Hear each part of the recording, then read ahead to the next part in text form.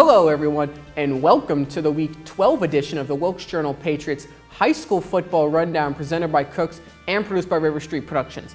I'm Sports Editor Zach Colburn, and Assistant Sports Editor Brandon Moree will be joining us in just a second to take a closer look at this week's games.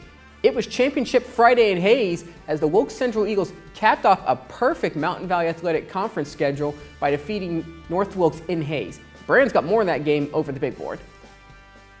That's right, this week's game of the week is a no-brainer. The Wilkes Central Eagles picked up their first conference championship since 2012 with a 35-21 win in Hayes on Friday night. But it was a dogfight for the first three quarters thanks in large part to that man right there, Jarrett Grimes. He had 283 rushing yards and that 11-yard touchdown in the first quarter gave his team the lead. But Justin Parsons, he also had a phenomenal game. He scored there from 1 yard out. He would score 3 more times in the game, including once more in the second quarter, which was a pivotal one. Wilkes Central took a 21-7 lead into halftime because they started to figure out how to stop Jarrett Grimes, or slow him down at least, and they scored 3 times there in that quarter. After halftime, Central fumbled the ball several times, and the Vikings got back into it with another Jarrett Grimes touchdown and a touchdown run from quarterback Ethan Brown, but 2 long runs from Justin Parsons, including that one there you just saw from 61 yards, put the game away. He had another one from 30 yards out with about 90 seconds to go to give the Eagles that final 14-point advantage.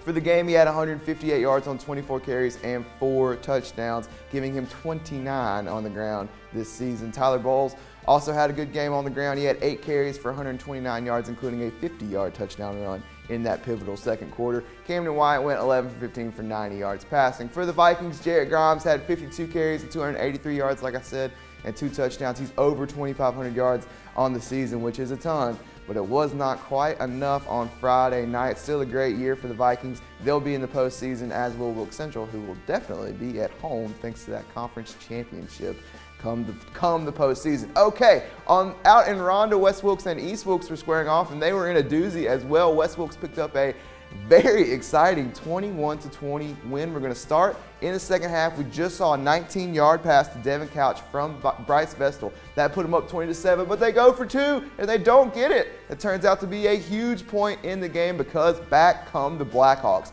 Trenton Walsh is going to give all he's got into this throw to Jared Surback from their own 9-yard line. So he goes 91 yards to the house. That's the longest pass play for West Wilkes this season, and that brought him back to within a score. Later in the quarter, we're going to see Alex Ortiz coming out of the Wildcat formation. He's going to find a hole on the left side, and he's going to make it 24 yards to the end zone. They go 20-20 with that score. They're going to line up for the field goal, the point after, and Noah Triplett's going to bang it through to put them up by 1, and they would hold on from there. Both West Wilkes and East Wilkes finished the season at 8-3 and 5-2. They'll both be in the playoffs as well, and they finished in a tie for second place in the conference along with North Wilkes. Everybody there finishing 5-2 behind Wilkes Central's perfect 7-0. For the game, John Hamby had 69 yards on 9 carries and a touchdown, and Alex Ortiz had 56 yards and a touchdown on 14 carries. He also had a catch for 15 yards, and we saw Surbeck's long 91-yard touchdown catch.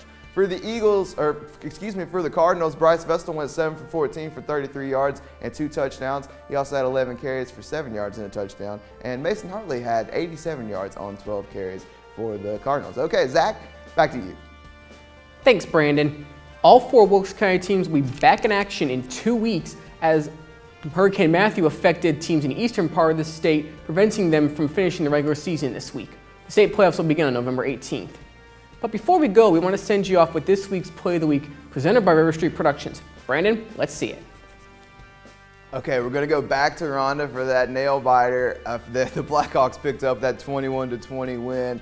The Cardinals made one last drive after that touchdown that we just saw from West Wilkes, but Bryce Vestal's pass is going to miss the mark, and there's Alex Ortiz on the other end. He's going to start to run it back before he realizes, hey, we don't need any more yards. We just won the game.